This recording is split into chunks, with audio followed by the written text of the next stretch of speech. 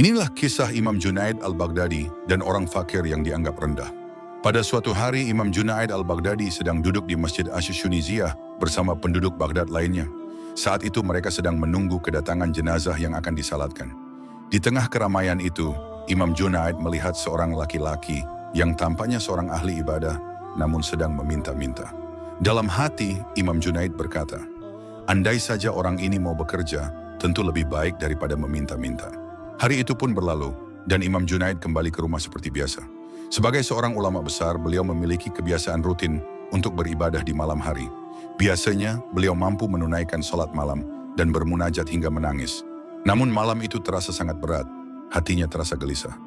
Wirid yang biasa ia baca pun seolah tertahan. Akhirnya beliau hanya duduk terjaga hingga tertidur dalam kondisi letih. Dalam tidurnya, Imam Junaid bermimpi. Ia melihat orang fakir yang ia temui di masjid siang tadi.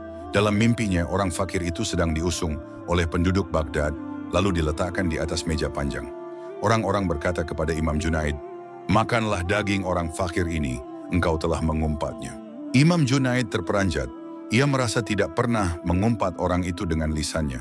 Namun kemudian beliau sadar bahwa hatinya telah menilai buruk si fakir karena mengira ia malas bekerja. Tanpa disadari, itu adalah bentuk ghibah yang dilakukan dalam hati. Dalam mimpi itu pula, Imam Junaid didesak untuk meminta maaf.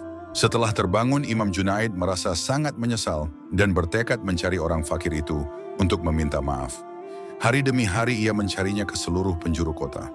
Hingga suatu ketika, Imam Junaid melihatnya sedang memungut dedaunan di tepi sungai.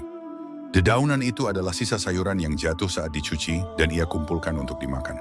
Dengan segera Imam Junaid menghampirinya dan menyapanya.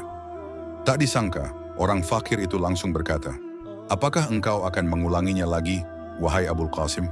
Imam Junaid menjawab, tidak.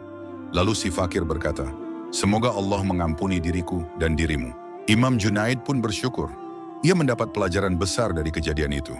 Bahkan lintasan hati yang merendahkan orang lain bisa menjadi dosa jika tidak disadari. Lalu bagaimana dengan mereka yang bukan hanya menghina dalam hati, tapi juga mencela orang lain secara terang-terangan lewat ucapan atau tulisan? Semoga Allah Subhanahu wa Ta'ala menjaga kita dari perbuatan buruk seperti ghibah, namimah, dan segala bentuk celaan. Wallahu a'lam.